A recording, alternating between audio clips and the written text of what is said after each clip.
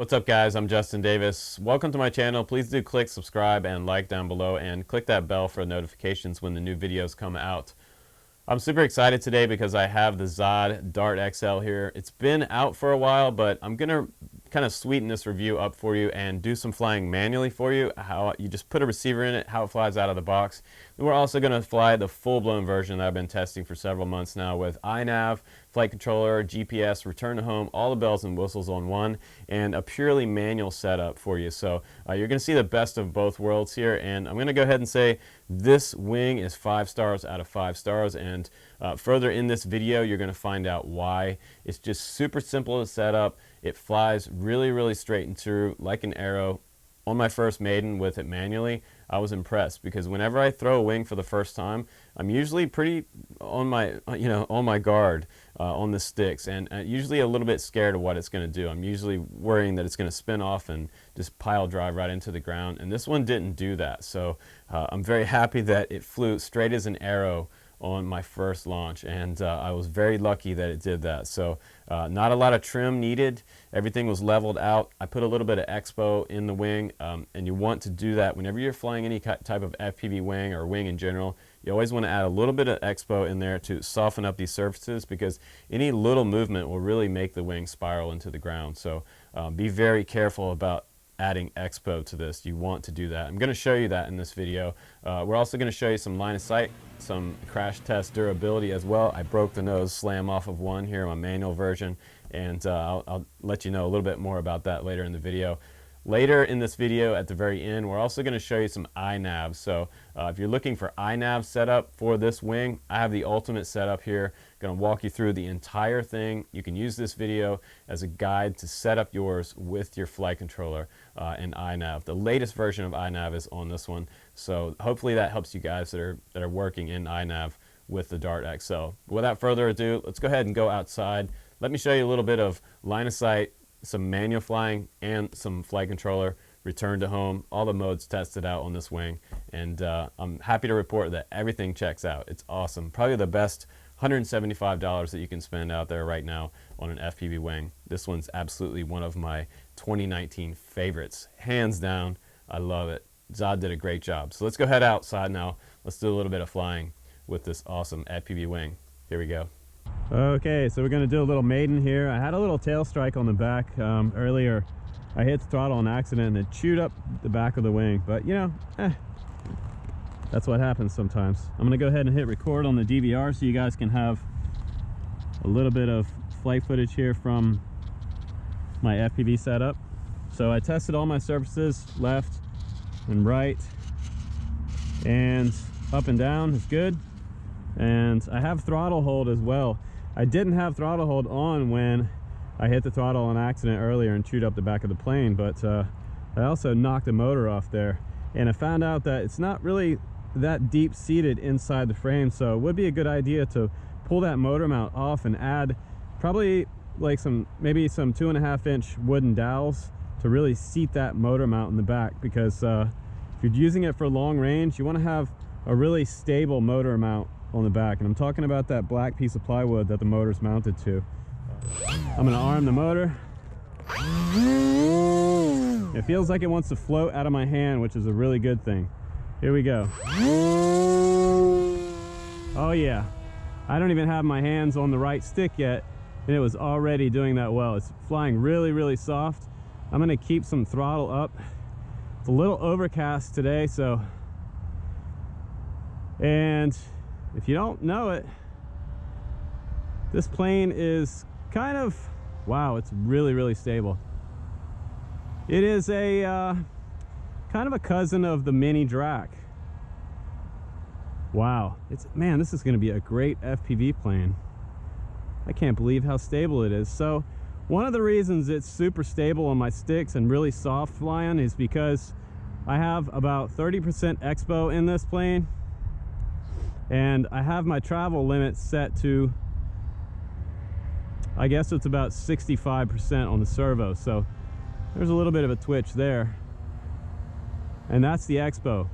When I push the stick out really hard to one direction, the expo catches up with itself, and then you get a fast twitch like that. But line of sight, This is incredible. No flight controller on this yet. We're just flying it completely manual, and you guys are getting to see kind of a live line of sight maiden demo.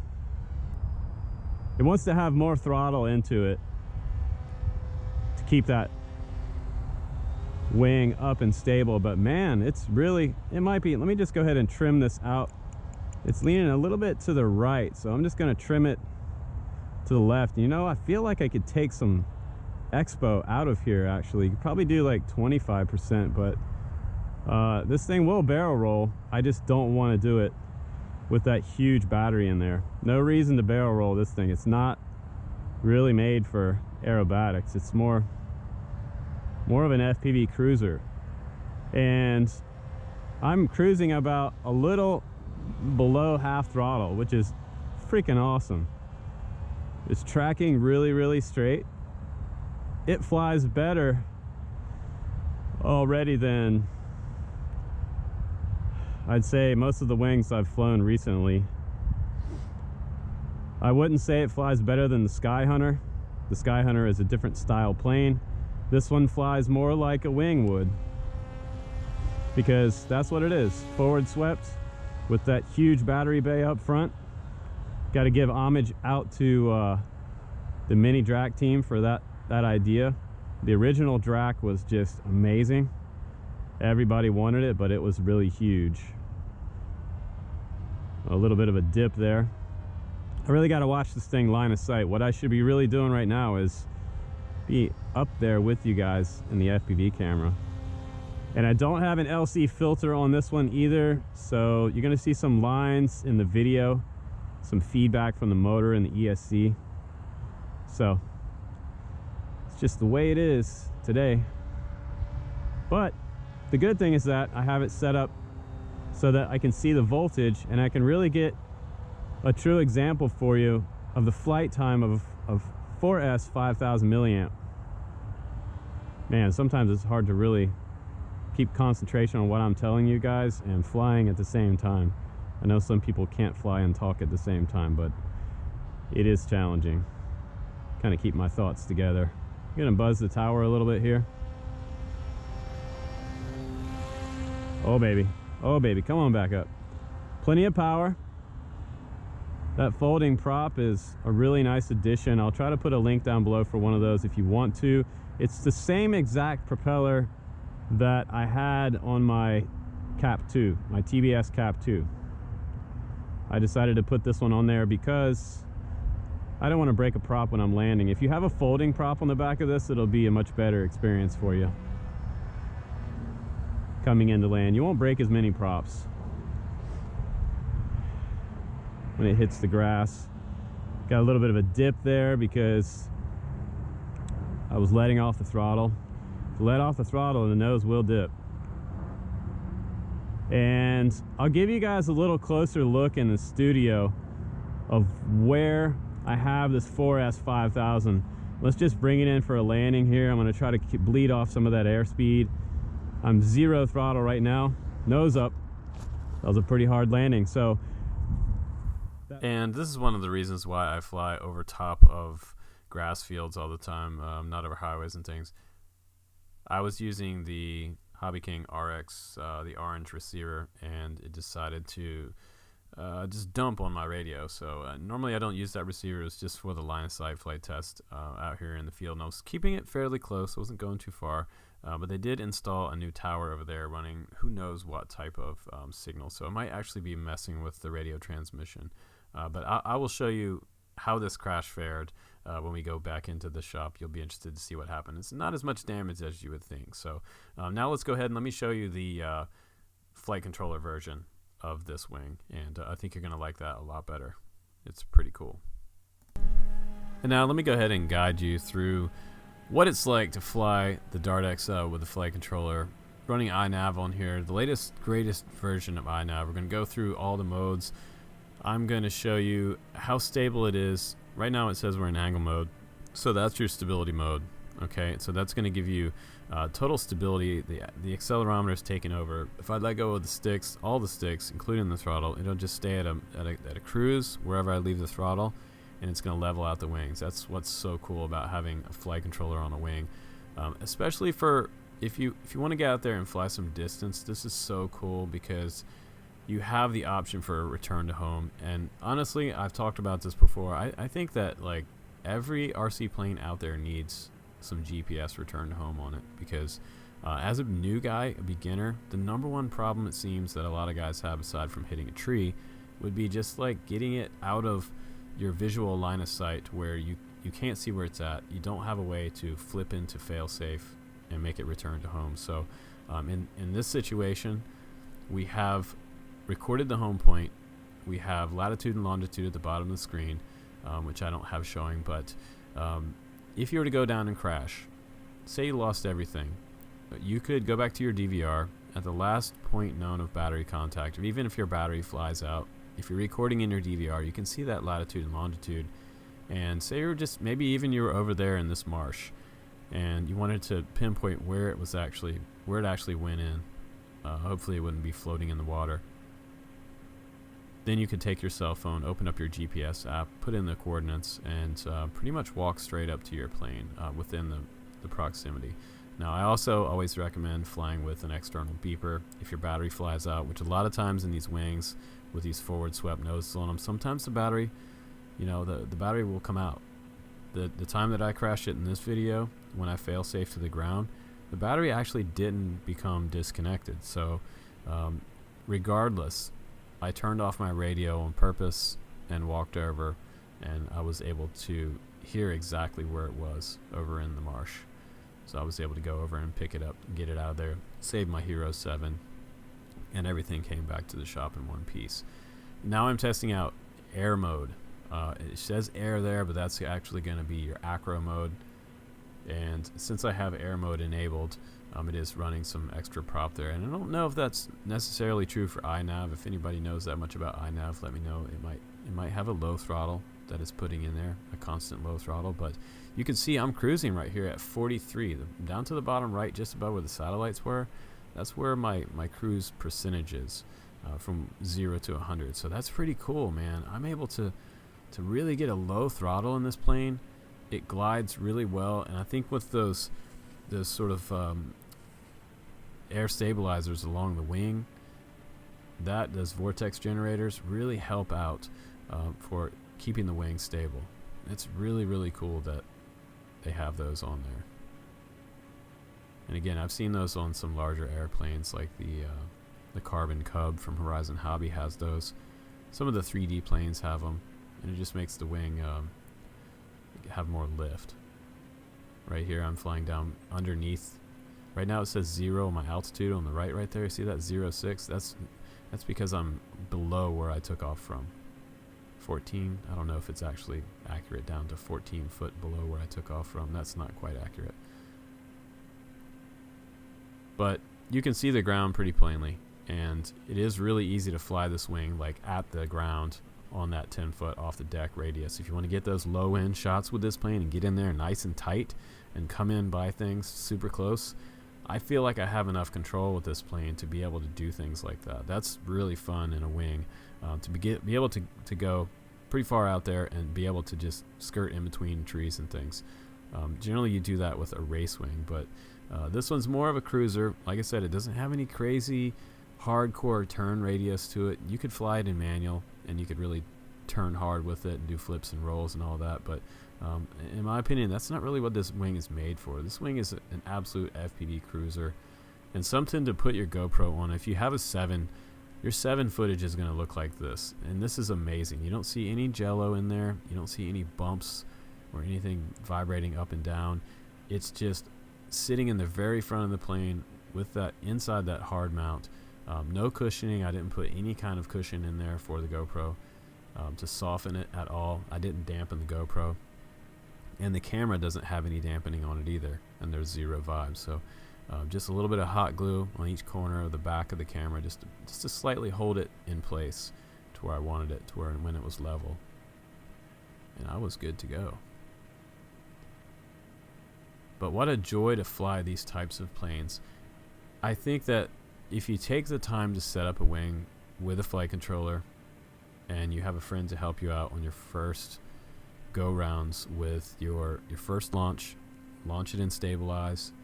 Later on you can move over to the auto launch mode, and auto launch mode is a little more tricky, and they just updated iNAV to be able to let you know on screen that you're prompted that you're in auto launch mode. The older version of iNAV, that's why I'm saying update your flight controller to the latest one. Isn't that beautiful right there? How glassed off the lake is. It's just so cool. God, I love flying wings, and it's so much more relaxing than flying race quads, you guys. I can't even stress to you how much fun a wing is.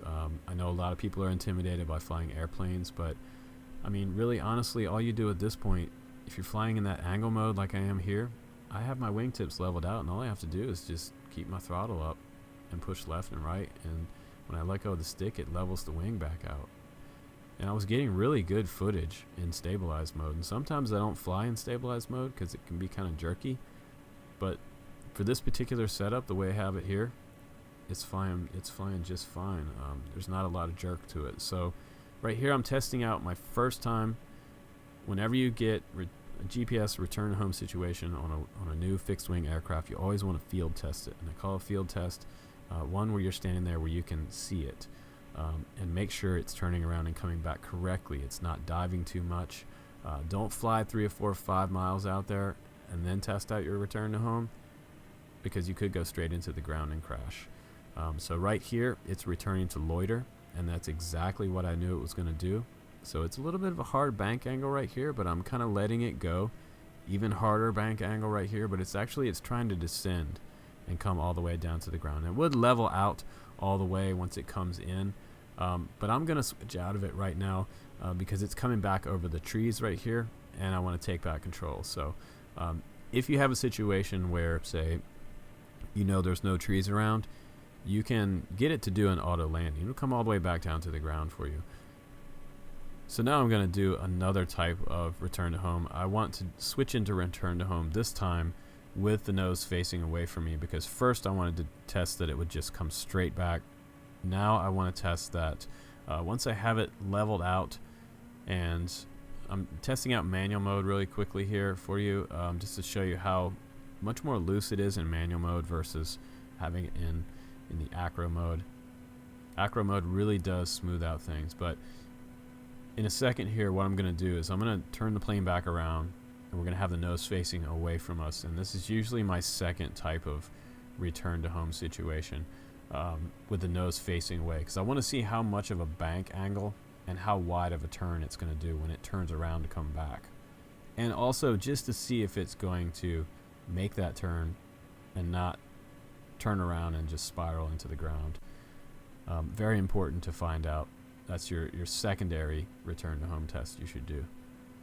But everything is checking out. Both types of return to home, straight in home, turn around home, return to loiter is working great. The only other time, like in iNAV, I'm going to show you a little bit later, you want to add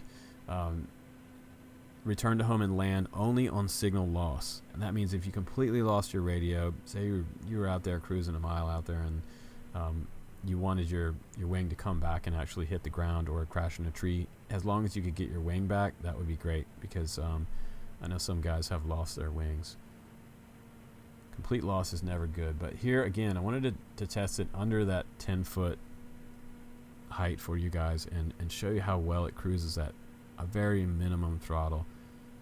And I'm just doing what a lot of pilots say to do when you're coming in to land a fixed aircraft. I'm just skirting underneath the power lines there. A lot of really experienced pilots will tell you to come back in long and low, and you do that line of sight, and also you can do it in FPV. So you can land this FPV, or you can take your goggles off and you can land it. Either way, line of sight FPV. But this guy that was hanging out there, man, he was really digging it. He thought it was the coolest thing ever. Very nice guy. Let's go back into the studio.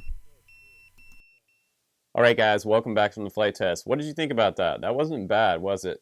I have had lots of wings on my channel, and if you're interested in FPV wings, go back and watch some of those previous videos versus this one. And I gotta say, some of my favorite cheaper FPV wings out there probably have been the Sonic model wings. All the Sonic model wings have been great, And when ZOHD came around, they released the Orbit a while back, and that was one of the wings that I touted was probably one of the best beginner FPV wings out there, mainly because it slows down to like less than 10 miles an hour, almost has zero stall characteristics.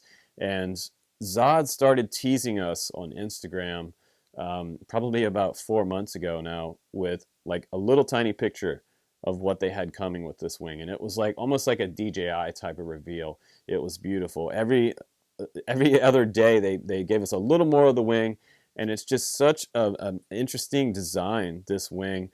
I also heard a rumor on the internet that it was designed by an actual aircraft designer, so this might be why it's such a forward and progressive design. It's a really neat forward swept wing. It is inspired by that Nano Dart that we saw earlier, and you know the Nano was kind of like a little mini Nano Talon type thing, but this one is more in my mind more like the mini Drac, and this is kind of like what I would say is the poor man's mini Drac. The mini Drac is a kit that you can buy that's going to take a lot of time to build up, and I think that the biggest benefit of this Dart XL is the fact that you can take this one out of the box. It's almost like opening up an iPhone. It's a really nice experience. Everything is put into separate individual boxes, and they're all in individual bags. So you pull everything out of its own little bag, and all you really do is plug things in. Everything has magnets on it already, and you just put that battery hatch on just like that. When I do fly it, I always do put a little bit of tape over the hatch just so that it doesn't fly off and cause a big crash. Same thing for the back end. It does have 2 screws that tighten in on the back, but I like to put a little bit of extra tape up front just to make sure that that doesn't flip up. Strange things happen when you're flying RC airplanes. So the good news is that the flight characteristic on this plane is very true and very stable. It almost has zero stall, and like a wing over stall. So sometimes when you're doing a nice hard turn with some types of wings, they will flip around and corkscrew down into the ground.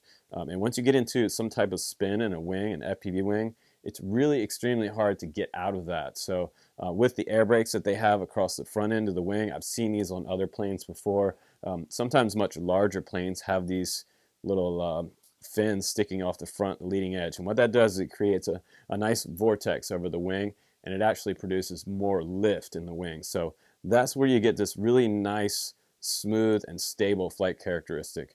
Now, as far as the battery goes, I use the 4S5000, and that one's going to get you in upwards of 35 minutes to 40 minutes flight time, which is actually kind of amazing. These Turnigy batteries are fairly cheap. You can also get some other brands and experiment with that. If you want to get some Tattoo batteries, Tattoo makes some larger ones as well. I also used Crossfire on my iNAV setup, and that's going to give you the best range. And I used a 600 milliwatt VTX, which is, you know, the HDLRC VTX, the GTX, I believe it's called, the GTX 585. If you wanted to get that one, I think it's about $30. And 600 milliwatt will actually get you out there over a mile, way over a mile. And I used the AX2 antenna, simple little tiny pagoda style antenna. And there are a lot of different 5.8 setups that you can put on there. AKK has a really great 1 watt transmitter that you can get, one milliwatt. You can also get the more aggressive version of that for 5.8, which would be upwards of 2K. So get you way out there, probably 4 to 5 miles out on 2K. So you also need a really good ground station for that type of stuff. So I would recommend, if you want to go further than a couple miles out, running some type of 2.4 setup. If you need some recommendations on a 2.4 ground station or antennas or any type of VTX or anything like that, just simply send me a line, and I'll try to make some recommendations for that if you want to go a little bit further. Now, for a very simple setup, just put 5.8 on there, and you can sort of fly at what I call medium range, or even proximity if you want to fly it in close. But I think that the components that they used on here are probably the secret sauce of this wing. The motor, let's start with the motor. The motor is the 2216 1300 kV, and if you know anything about race quads, 1300 kV seems extremely low. But on a wing, what we're looking for is endurance. We're looking for a longer flight time. We want something that will cruise for a long time on our battery, so we don't have to come back and switch out batteries too often. We also want to have a longer flight time so we can get further range when we're using crossfire. 1300 kV, like on the Orbit, they used a very low kV motor, and it gave us flight times in upwards of 20 minutes on the Orbit. So much smaller battery in the Orbit than we're using on this one. And I was excited when I saw this one come in that it had this gigantic front end on it. I think it has close to the same type of space in this, if not bigger than the Mini Drac. It has a ton of space up front. So 4S 5000 all day. You have to actually have it pretty far back, and I'll show you a shot right now of where the CG actually is in this plane. So as you can see there, I had to go quite a few notches back, but you do have plenty of room back inside the fuselage to go a little further back with your battery, and this balances out with a GoPro 5, 6, or 7 up in the front of the nose. And also my camera of choice was the Foxeer Predator Mini. If you want to get a really nice, full featured, rich, and nicely saturated camera, get yourself a Foxeer camera and put up there. Another camera that you could put in there would be the Falcor, but with these larger lenses on some of these Foxeer cameras, you're going to have to bore out the front end of this, like I did here on this wing. So you're going to have to bore out the front, and you can use an iron, or you can use any type of you just heat up the tip of a screwdriver and just keep working it. This is a really durable, probably ABS type of plastic up front. So once you have that bored out, you can slide your camera through there. If you don't want to do that, you can also put any type of micro camera in there as well. Now let me show you the bottom of the wing. The bottom of the wing is really where it starts to get super interesting, because we do have Metal Gear servos in the bottom of this wing. These are 9-gram Metal Gear servos, which I really like a lot. I think it's great that they use Metal Gear servos, but I think there's also one thing that they missed as far as the control surfaces go here. I like that they use little short push rods on this, and they have carbon spars inside each elevon. But the problem is that there is no type of extra hinges along this connection where these elevons are, and that's a little bit of an issue, because you can have separation. In my crash with my manual wing over here, that was one of the things that separated when I hit the ground. The elevon actually just ripped right off. So one of the things I might recommend you guys doing is take some wing tape. You can get this, it's almost like packing tape. It's threaded. You can get it from 3M, and I would put a strip along the top and the bottom just to give you some extra strength on that wing, because if you don't, you're probably going to have some type of separation. If you have a really, really hard landing, or you hit a tree, you're going to have some separation there for that particular control surface. So one thing that ZOHD maybe missed in this design. Now also, let me go ahead and remove the screws in the very back, and I'll show you underneath the hatch. This wing has a lot of space in here. If you guys want to add a flight controller, you can do that. If you want to fly 4S, 3S, either way you want to do, this 30 amp ESC will do that. Now, one other thing that I'm going to recommend you guys do, and there are instructions inside the manual in the box for this ESC, set up the brake on your motor. The ESC brake has to be set up, because when you're coming in for a landing, if you don't set up the brake, then the motor is going to do like a low idle and at 0% throttle. So you won't be able to actually stop the motor completely. That's nice if you're up and gliding. You can actually kill the motor, and this has a lot of glide characteristic to it. It will keep gliding forever. But when you come down to land, you want all the power out of the motor. You want the prop to stop moving completely, because a lot of times if you don't set up your ESC brake, the prop will keep moving, and when you hit the ground, the prop will dig itself into the ground and break off. So a lot of broken props are due to ESC brakes not being set up properly or at all. So do that. You can also add a folding prop on the back end as well to try to save your prop when you come in for a landing. But ESC brake is absolutely recommended.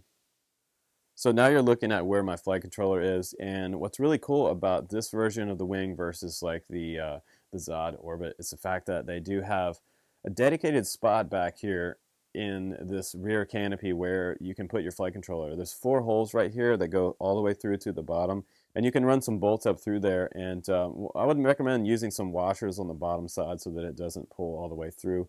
The holes are going to be too big if you don't use any type of washers underneath this. So be sure to use a little bit of washers and maybe cover up those holes on the very bottom of the fuselage for when you're coming down for a landing, so that dirt doesn't get up inside those holes. But I think it's cool that they have an extra piece of sort of a nice thick plywood in there for that. And they also have another shelf in the very rear for where your ESC can go. Now, once I put this external connector right here, I wanted to be able to swap out my ESC. If I want to upgrade this ESC to a 50 amp later, I can do that. And I can simply do that by unplugging this and plugging in a new one with this XT60 setup. So this is big enough to handle the voltage going to the PDB right here. So it's just soldered to the PDB, positive and negative right there. And my signal wires go over here to the flight controller PDB as well. Three motor wires in the very back connect. And one tip, if you put your prop on, and make sure you put your prop on correctly, obviously, it's going to rotate to the right. And if it rotates to the left, you're going to have an issue. It's going to be pushing air the wrong way. The way to quickly fix that is just to switch 2 of these wires right here. Once you switch those 2 wires, it will rotate the right way. It'll rotate to the right for you. Now also, while I'm back here, I have to show you guys this. I had to actually beef up my firewall back here for my motor. When it came to me in the mail, my first impression of this back mounting plate was horrible. It was very, very, very wobbly and did not have any strength in this back plate. It was moving around, and I knew that on the first hard crash that this was just going to rip right out of the back. It didn't have enough glue on the back end of it. And my recommendation for you guys, I would use a little bit of a 5-minute epoxy on this. You want to sand all of these surfaces that are going to touch, and go ahead and just get as much epoxy back here as you can. The other thing I'm going to recommend that you guys do, and I did this, I actually made some notches in the backside of this piece of plywood, and I just simply used popsicle sticks from this wall right here all the way through right here, and I stuck glue all the way through this tunnel right here. I just bored a tunnel in, and it's very saturated with glue all the way through here, so it gives it way better support inside this mounting situation right here. You don't want to leave this the way it comes stock, because this is going to rip off, and that's probably a part where I could really take off some points. Now I'm going to go ahead and put the top back on, and like I said, there's 2 bolts at the very back. They screw in. You can screw them in by your thumbs, or you can use a screwdriver, but I found that the plastic was a little bit soft and started to degrade over time using a screwdriver with this. So be very careful with the screwdriver, because you will damage them taking them on and off. Now, what I do like about this wing a whole lot is the fact that it does come apart really quickly and easily. If you want to transport this wing and you're worried about it getting what we call hanger rash, you can actually take the whole thing apart just by using your thumbs. And right here, you can switch this, and you can turn this right here, quick release,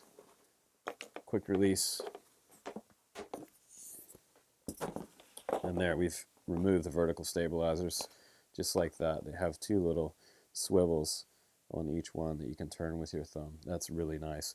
Now, what's also really cool about this wing is that it does have built-in carbon fiber spars all over the place on the bottom of this wing. They're all recessed, and they're already all put in there for you. There is one across the leading edge right here. They also have an extra bumper up front, which is great, so you don't have to add any type of goop or anything on the front leading edge. Typically, when guys are making wings, they'll take a little bit of goop and put along the front. That's just a really soft, rubbery type of glue to keep your wing from being damaged. You also have a skid plate right here, which actually works pretty good. I also took some of that 3M packing tape, that sort of wing tape as we call it, and put around the front right here, up front, just to secure this a little more, to keep it from getting damaged when I do land from rocks and things. And you can replace that from time to time if you want to. I also added a piece along here, a piece along here, and one here, as well as 2 pieces, one here to cover up this area right here, and to cover up this wire, another one here to cover up the servo itself. This servo is glued in from the factory, but just to be safe, take about a 4-inch piece of wing tape, your 3M packing tape, and put over top of it. That threaded tape will keep that servo in place. And the last thing you want is this servo moving out of its position while you're flying, because sometimes the torque from a servo can actually push the servo out of space. So that's just one tip for you new guys. I also like the fact that they do have a bumper here, and this protects the servo itself when you come into land. So there is a bit of a bumper right here in front of your servo arm to protect it when you're coming into belly land. Also, these skids in the very back right here keep the bottom of the plane off of the ground, which is also really nice. They put rear skid plates on it. I haven't seen that a lot on different types of wings. Usually there's one up front, and that's usually all you get. But again, you have more spars here on the control surfaces on both sides of this wing, one across here. And like I said, I would take some wing tape, and you could also use Delron. I believe it's called Delron. It's a really nice medical tape that they put on you when you go to the hospital. It's really hard to get off your arm, and a lot of wing guys use it. You can put a strip along here on this side to secure this control surface, and one on the other side as well, just to make sure that things don't come off mid-flight. The last thing you want is this to separate while you're flying. But I think if you're going to add a flight controller on there, the best spot for the GPS, and I've seen other people do this already, and I didn't realize that they would do it the same way I did it, but it's the most obvious place to put your GPS is right just behind the front hatch right here. That's the best spot. Now this is the front of the plane right here, and you have plenty of room in here if you want to do different types of setups. They actually include some other type of foam blocks. If you want to do your Mobius in there, or you want to do a RunCam 2 or the RunCam 3, or even a GoPro Session, they give you all the different blocks for adding those different types of cameras on here. The stock one is set up for even the newer GoPros. I believe it fits the 4, 5, 6, and 7 up front here. You can also see your display. My 7 doesn't fit all the way to the front quite as close as I'd like it to, but I did see a little bit of this overhang in my video. That's kind of one gripe that I have. You could trim that back just a little bit, but it kind of makes a nice little bit of a sunshade for your cameras, especially for your FPV camera on this side. Now this is that larger lens, and I had to kind of accommodate to that, so I had to just bore it out. And I didn't do a super clean job of that, but I could come back and trim a little bit of that off. But it does give just a little bit of extra protection there. You also have venting on the very bottom that allows airflow to come in through and cool your battery and ESC setup in the back there. Now, if you're looking to fly one of the larger batteries in this plane, it's going to make it quite a bit heavier, but the 4S5000, this ESC can handle a 4S battery. And you will be kind of amazed at how far back I actually had to get that battery with my GoPro riding up front. So if you look at these notches right here, and I have this just kind of sitting there with a little bit of, I had to do this at the field yesterday, a quick battery connector, because I had left my original one at home. So this was kind of a temporary setup. I'm going to put some type of electrical tape on that. But from the front, this is the way that you want to have your leading edge of your battery. And you want to count back 1, 2, 3, 4, 5, 6, 7, 8, 9, 10, 11, 12. 12 notches back for the perfect CG. And I'm going to show you guys where the CG point is for this plane. It's out on the wings. And you're just going to push it as far back as you can get it right there to line up with that. And go ahead and mark it with a marker, because it's kind of cool that it does have notches on there. They really thought about that when they built this plane. And as you can see, I have plenty more room there to add even bigger battery if I want to. You could probably even fit like maybe an 8,000 milliamp in there. You could go way up.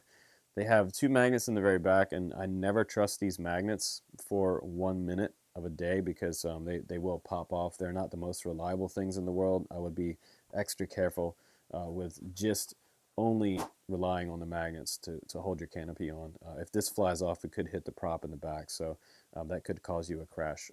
My recommendation is going to be every flight, just take a little piece of tape and put over the very top of your canopy to secure that before takeoff. And now you're looking at my flight controller setup again, and I'm just going to quickly walk you guys through this to show you where each cable goes. It does look like a lot of wires to a lot of guys that do race quads. If you built your own race quads, this might look like a whole lot of mess to you. But what we do whenever we do builds is we go through it one component at a time, and that's where it gets easier. So very simply starting out with, let me just zoom out just a little bit here. My external buzzer is back here, and I always have an external powered buzzer on anything that I fly long range, because if I lost it a mile out or something, you want to be able to find it. And this buzzer is quite loud. It's from V-Fly, and it just simply goes to the buzzer connection right here. And you can see it labeled on the schematic. It says buzzer, so you've got your 5-volt ground, and then you have your signal there. And it lets it know its telemetry that it might be disconnected. So that's what that extra wire there is for. Normally you have just a positive and a negative lead there, but this one has 3 wires. It's not hard to set up there. You just have to pay attention to the schematic on the board there when you plug this in. You could either do it, you could even do a direct solder if you want to. But up front here, we have where our camera goes in. You can see the board is facing this way, and normally in the front rail is where we have our camera connection come in. That's a signal 5-volt ground there, running that Foxeer Foxeer Predator Mini up there. Now this is where it gets more complicated. Yeah, so in the very front, let's just unplug the camera here. And I'll just simply start out with the crossfire hookup. We have our signal wire coming in there for crossfire. We have our telemetry wire. We have ground and 5-volt there. And you can see 5-volt ground, TX1, RX1 there. So very simple. Just plug those in right there or do a direct solder. If you want to have a pretty much sort of foolproof setup, I would do a direct solder so that your signal wire and your RX, TX don't become detached. Also, when you're setting it up in crossfire in your radio, make sure that you have your TX and RX active inside your channel outputs. You can go into the general menu to find those. Otherwise, your iNAV will not see your crossfire module, and your sticks are not going to work inside iNAV. Once you have those active, you'll start seeing sticks move around in iNAV. Now, also, a lot of people are pretty intimidated by servos. You're going to take a couple servo wires, and these are my surface control wires. Those are just plugged into the stock plugs that come. Those are the white, black, and red ones here. They are plugged in, and then they're plugged in on the PDB on these 2 ports right here, up at the front, left and right there. So you can switch those depending on how your control surfaces move when you do your wing testing. And just behind where the crossfire plugs in, we have 2 more plugs there. One in the very front is the VTX right here. That is the VTX, and the next one behind that on the next UART over is my GPS harness right there. And that is, you know, to be able to show you this, honestly, we have to go through this for an entire build series. That'd be a super long video, but I just wanted you guys to kind of see how stuff just plugs in here. And it really is a lot more simple if you had a friend to walk you through this. It's just one component at a time, and eventually you'll have a complete setup here. So that's usually the way I do things. Also, on the back end right here, you know, obviously you're going to work in one thing at a time, but in the very back here we have one more connection, and that is coming from our ESC right here. So you see this is my signal wire and ground here, and you see that I don't have this power hooked up to it. That would be a redundant power, so we don't want to add 2 sources of power going to the VTX. We already have it powered here coming off the main PDB, so we don't want to really mess that up. And that's the far left connection right there. You can see ground, and you can see M1, and there's M2 there. And that's if you had 1 or 2 motors, and that is your motor signals back here, 1 and 2. And I have it set up on 2 over here on the outside edge. And yes, I know it looks complicated as all get out, and honestly, I wouldn't even try to attempt this unless you have a friend who, like I said, can help walk you through step by step. If you're the type of guy also that just likes a challenge, I would recommend getting as much servo wire as you possibly can. Order all that stuff. Order your Maytech F405 STD. It is a very cheap board right now. It's one of the older boards. There are also some newer ones I'll try to share with you guys as well if you want to get the latest and greatest wing flight controller. They make a wing version of this now also that's even better than this one. It's got a better PDB setup. Probably going to be a little bit easier to solder up, but this would be a challenge for you. So also some new territory to get into, but I swear to you, it's worth the learning curve getting into this, because being able to flip your switch and have this thing turn around and come back, I tested it and it worked perfect. Coming back, first I was doing it with the nose facing me. I flipped into RTO and it came back perfectly. The next test was having the tail facing me, so that it would make a bank and turn around, make a 180-degree turn and come back to me.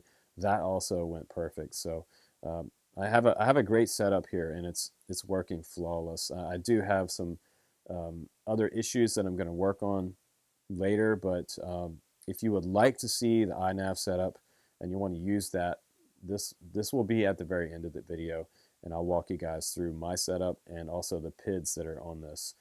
Flying this wing in acro, it's different than flying it in acro with a multi-rotor race quad. It's very different than a multi-rotor, but acro does smooth out a lot. If you're flying in pure manual, that is like with no accelerometer gyro help at all.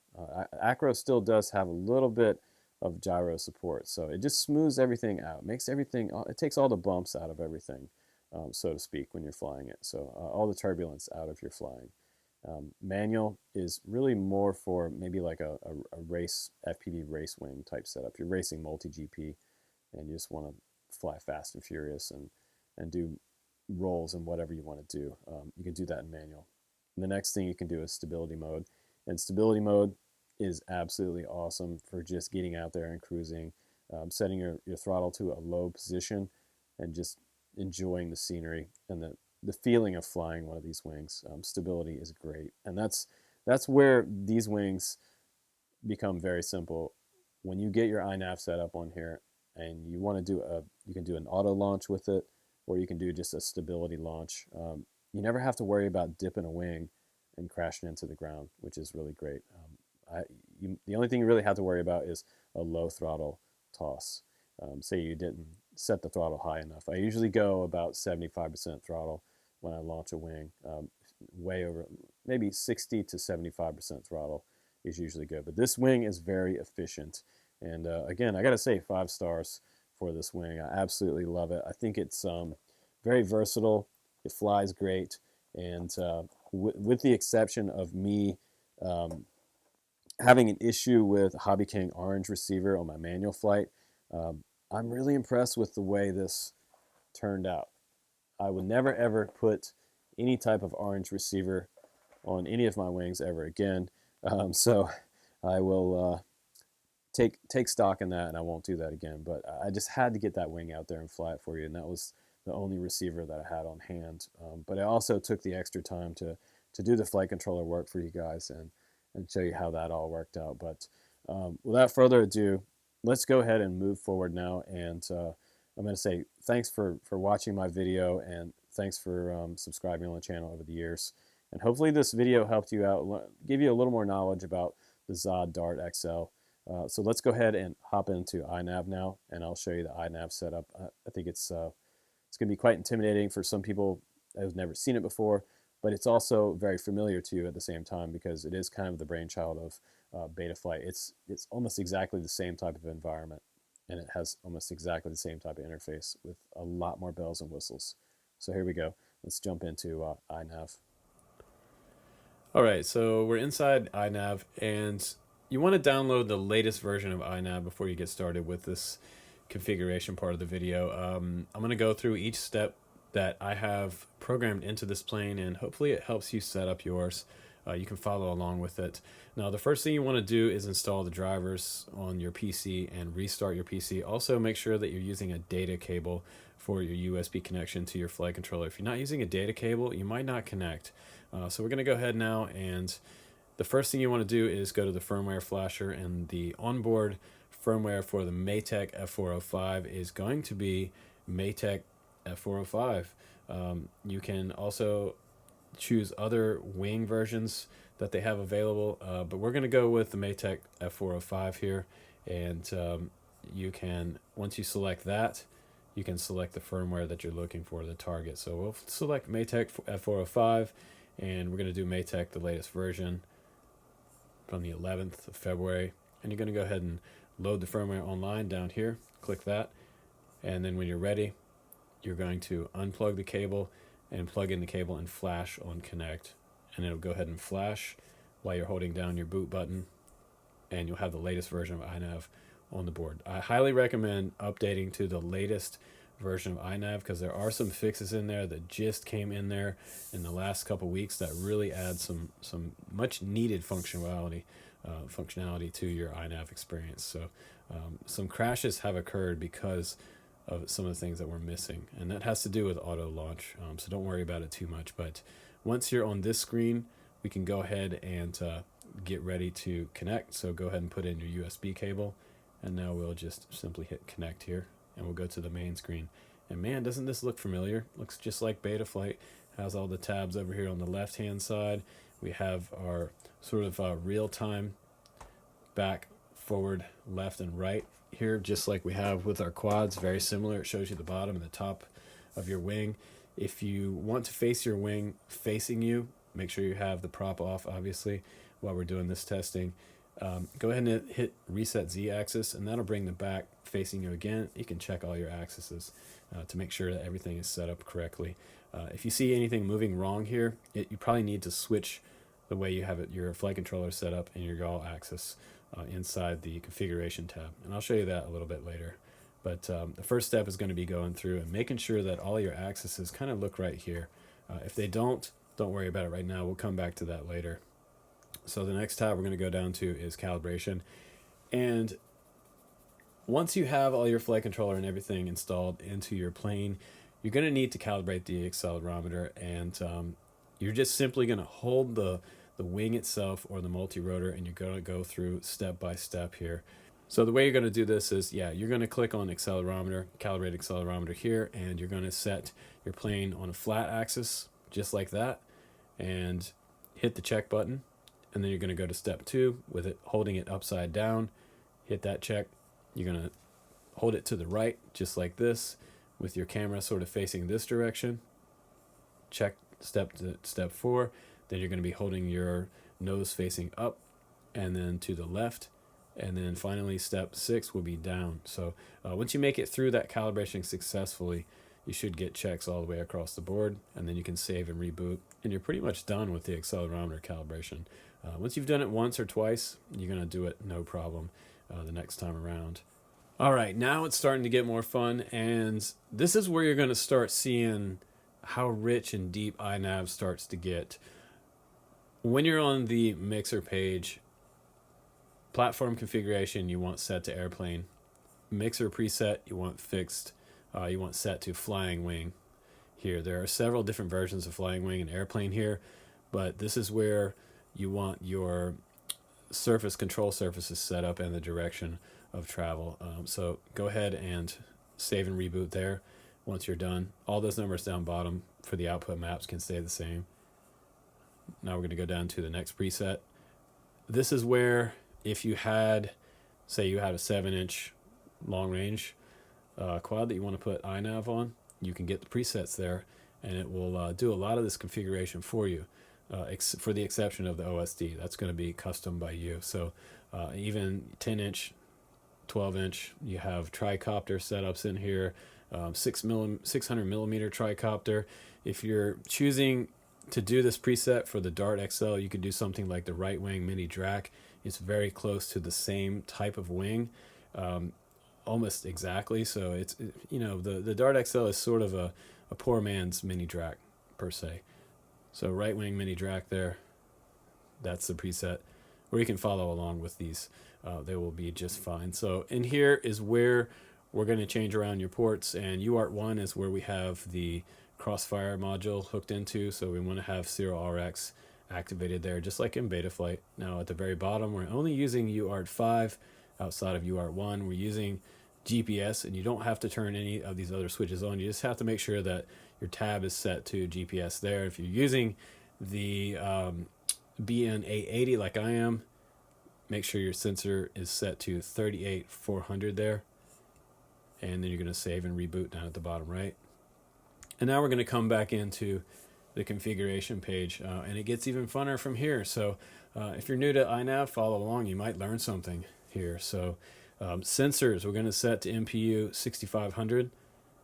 Magnometer, we're not using that. Barometer, yes, the BMP 280. Pitot tube is your air speed. We're not using a pitot tube, so we don't have that hooked up. Rangefinder, no. Optical flow, no. That would be kind of neat if we had that on there, but we don't. Board sensor and alignment, I have it switched around to 270 degrees positive on the yaw axis. So if you followed along with mine, the way mine looked, if you got that same board, you can do that. And for ESC and motor features, enable motor and ESC servo output. Yes, you have to have that checked, obviously. And we're not going to do anything fancy like D-Shot or D-Shot 1200 on here or multi-shot. We're going to leave that set to standard right there for the ESC protocol because it's just a wing. And we already have our ESC calibrated. So one of the things you want to do before you take it out and fly it the first time is calibrate the ESC by doing the stick configuration. Follow along in the manual that comes with your ESC, and also set up ESC braking, very important on wings. So ESC refresh rate, 50 hertz, and servo refresh rate. Find out what your servo refresh rate is for your particular servo and set it to that. Ours is set to 50 hertz. Don't spin the motors when armed, and we have that checked. We don't want the motor to spin. Unlike multi-rotors, I like the motors to spin because they're facing up, but since this might be sitting on the bench, you don't want this to start spinning when armed. You don't want air mode per se on your wing. So now we're going to say 5 seconds disarm due to low throttle. Minimum throttle 1150, maximum 1820, and you can change that in your radio or here. Board sensor alignment, like I said before, 270. Now the receiver mode is where you're going to set up your crossfire, and we have that simply set to S, serial based receiver, SpecSat, S-Bus, SMD there, and we have crossfire selected there. All kinds of stuff you can select, even for your S-Bus, your typical S-Bus like your XM Plus, you can do that as well. System configuration, gyroscope cutoff frequency 42 hertz. We have synchronized loop time with gyroscopes selected on. Flight controller loop time is set to 1 hertz, 1k hertz. And the GPS setup. Now this is where a lot of people mess it up, so pay close attention here. The BN880 is a U-Blocks GPS, so you want to have this checked on, yeah, because you want GPS. And U-Blocks there. It's not a DJI NASA, it's not the U-Blocks 7. Don't get confused, it's the standard U-Blocks for the BN880 GPS. Ground assistant type, we have it set to auto detect. We're not doing anything else here other than that. And over on the right hand side, this tab right here is for battery voltage. Make sure you turn your minimum cell battery voltage down to 2.9. You can copy the rest of what I have here. 4.3 for the maximum cell voltage for cell count detection. Maximum cell voltage can be set to 4.2. That's your standard LiPo cell charge rate for your maximum cell voltage, and your warning cell voltage can be down to 2.9 as well. So if your battery sags while you're throttling up, it's not going to start beeping. Your external beeper is not going to start beeping on you. So that's why I usually turn those down to 2.9 on minimums and the warning. Now down below we have no 3D, none of that. We have our current sensor turned on. Yes, we want that because we want to know what our current is. And battery capacity 5200. I could change that to 5000. And your other features, we only have a few things checked on here. Permanently enable air mode is checked on. We have OSD on, telemetry output, profile selection with stick command. That's pretty cool if I want to do that. And that's about it for the configuration. So you can go down to the bottom now, save and reboot. And the next thing we're going to look at is going to be failsafe. And this is where it's different than Betaflight, guys. Normally we have it set to drop, right? But with our wing, we don't want it to drop. We don't want it to just go down and crash. We want it to return to home because we have GPS on there. So we're going to select RTH down bottom, and it's going to return to home. Now you can also do nothing, use alternate minimum distance fail-safe procedure. When close to home, we're not going to do that. So the next screen is PID tuning, and this is a selection of PIDs that I got from Oliver C. And just going to zoom this in so you can see these numbers. You can pause this on your screen. You can add these numbers to your flight controller for your Dart XL, and you will get a smooth flying Dart XL, a very nice flying Dart XL in acro mode. And acro on a wing really just does take all the bumps and the edginess off of your wing. It makes it fly really smooth with a tiny bit of accelerometer help, and that's what's smoothing everything out. So very subtle, but it flies way different than in manual. When you flip to manual mode, some people almost crash when they're flying wings, so be careful when you're flying in manual mode. But acro mode flies great on wings. Now you're filtering down bottom. You can pause this screen also, and you can add all of these rates as well.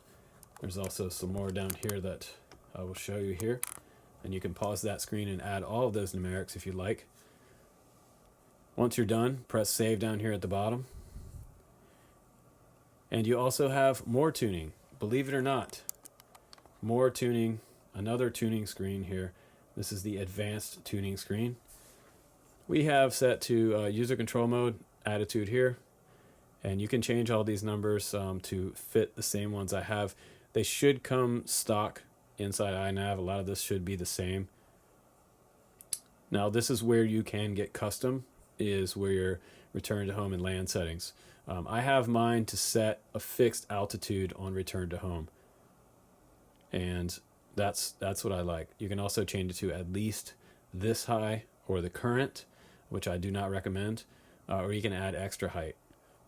So return to home altitude says 7,000 there, but that's actually centimeters, guys. So set to centimeters high. So I don't know why they use centimeters, but that's the way. It's pretty accurate.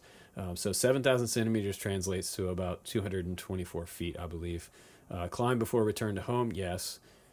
Climb regardless of position sensor health, yes. And land after return to home, very important. Only on failsafe.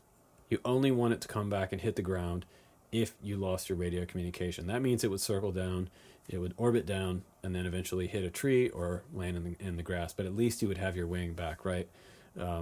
If you come back and you still have radio, you can switch out of RTH and just fly it back and land it like normal. And landing vertical speed, centimeters per second, you can change that. That's set to 200 as the default. Vertical landing speed at altitude, 500. That's the minimum. Vertical landing speed, slow down, 2,000. Minimum return to home distance, you can change that. That's set to 2,000. That's centimeters, and that's pretty close. And you can bring that down to 1,000 if you want it to occur sooner. And that's how many feet out you are from the home point. Return to home abort threshold, that's like way up there at 50,000. And emergency landing speed, 500. It's just coming in just a little faster than our original 200 speed. So in case you had a low battery and your plane was about to just drop out of the air, so you want to fly back a little bit quicker. Now fixed wing navigation settings, cruise control, cruise throttle is 1500, min throttle 1450, max throttle 1650, and multi-rotor braking mode configuration right there, we're not going to use that because we're flying a fixed wing. So go ahead and save and reboot there, and you're going to go down to the receiver tab, and now it's when you're going to turn on your radio and plug in your battery. And I'm just going to do that now. I'm going to go ahead and fire up my external module battery, which I always recommend people use. I have the X10S, so a lot of times I use two batteries on my radio, one powering the radio and one powering crossfire module. Now that's going to beep like that until it makes a solid connection, because it might be in failsafe until it connects. So first thing you want to check is your yaw left and right, just like in beta flight, guys. You want to check your throttle up and down. Should be below 1,000 there, and around 2,000 on the max, and around 1,500 resting. Your roll is going to be your left, just like that, right. Your pitch is going to be forward and back like that. Now we have motor's arm set to channel 5. We have our mode switch You can see moving there. That's on channel 8. And you can hear my radio announcing what mode I'm in. Very important. It says it on the screen as well. So you can see manual there, stabilize, and acro mode. Kind of important because you don't really want to have to be looking at your radio, so I usually use the voice prompts. And here we have auto launch. It's telling me what to do. It's giving me instructions on how to auto launch. You have return to home here on my larger switch on my left. I usually use this as my arm switch, but this is my kind of OSHIT switch. And then we have beeper on channel 6. And let's go ahead now, save that. All the sticks look right on your radio, hopefully. Now you can see what happens when I move my switches in the modes section here. Stabilize mode. Stabilize goes to angle because angle is stabilize mode, yeah, just like in Betaflight. Okay, my arm switch should go inside here. And make sure your prop's off when you're doing this, by the way. If your motor spool's up, you want to make sure your prop's off. Horizon is set on a different channel. And you can see here my mode switch was channel 8, right?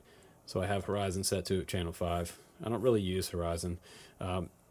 Nav, return to home. That was my beeper, the large switch, which was this one. So it goes there. And manual is all the way out. This switch is all the way out. Stabilize mode. Now I'm in stabilize, which was angle mode up here. You can see it light up when you select that mode. Now back to manual mode. And then acro mode is floating out in the middle somewhere. So that's when you're in acro. Stabilize mode. And then those are both channel 8 for those two modes. And my beeper, like I showed you earlier, is on channel 6. Just like that. So a very loud external beeper is going to be your friend. The bigger one you can find, the better, because you'll hear it further away. It's pretty important. But that's pretty much it for the modes. And my switches set up. You can go to the adjustments page. You don't really need this. Servos, I have one reversed. So I had one that was need to be reversed, which is nice because you can reverse your servos inside iNAV, which is very useful. And your GPS statistics, we don't have it outside right now. It would tell you where you're at on the world map, which is kind of neat. Also mission control, if you want to play around with some missions, some flight missions, and do sort of like waypoints. I believe that's what that is. And this is for testing your motor direction. You can do that inside iNAV as well, just like Betaflight, which is kind of cool. And my most favorite tab. By the time I get here, I'm so excited because I'm just about finished with my setup on a wing. This is the OSD tab. And man, there's so much stuff in here. Even more stuff in here than in Betaflight. This makes Betaflight look like play school because I'm just going to zoom into the screen here for you and show you. Look at all the stuff on my screen here. And this is generally what I fly with. We have latitude and longitude down here. We have the number of satellites we're connected to. And usually I'll get up to about 20 satellites on that BN880 GPS for GLONASS. This is my throttle position from 0 to 100. And usually my cruise throttle is about 40 to 45, which is really low. My current amps that I'm drawing from the ESC and battery setup. My warning messages are here. And my flight mode here, acro. My fly minutes, how long that the motor's been powered up. So when you launch, from the time you launch to the time you stop using the throttle, when you get back on the ground, it will stop, which is great for timing your flights. We have the gaining altitude or coming down, descending altitude, which is kind of cool. We have our crosshair and horizontal stabilizer in the middle. We have the milliamp, current milliamp, and we have another readout for, and actually this is mile per hour. This is the milliamp up here. So how many milliamp used during the flight so far from start to the point where you're at in your flight. So the next one up is the cell, the average cell voltage per cell, and very top is your overall voltage on your battery. So you want to be sure that you're close to home by 14. If you're using a 4S, make sure you're close to home by 14.8. very important. This little arrow up top is awesome. This little guy lets me know which way home is. So if I'm away from home, no matter where I go in the world, this is going to turn around and face home wherever we are in the world. That's a really great little icon, and that brings a lot of people straight back to your home field, which is really, really cool. Up at the top, we have a little bit of a compass. You can see west, north, and east there. Over here, we have distance from the home point. This is really cool. So you can test your VTX and see how far out you can get on your 5.8 VTX. But sort of looking at this, 0.9 miles out, this one says. And then at the very top right there is your RSSI.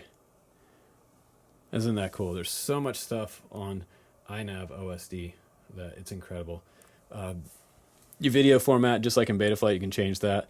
You can change your settings to Imperial or Metric or UK, depending on which region you're in, which numbers you'd like to see on the screen, miles or meters. And all the general settings are there. Throttle position, craft name if you want, fly mode, all that cool stuff. Temperature for the IMU. You have altitude settings.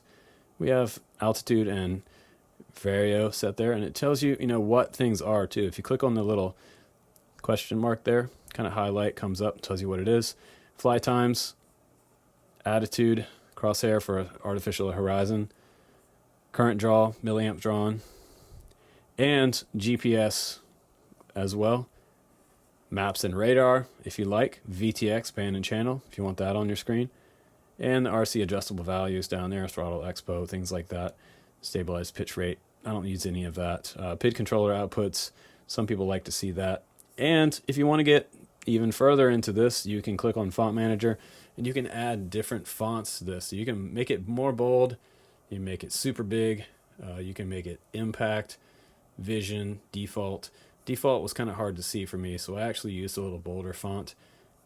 And when you're ready for that, just upload it, and it will save it to your configuration. So there's what the bold font looks like, just a little easier to see. And I could even go a little bit smaller than that. It starts to look crowded when you have a whole lot of stuff there.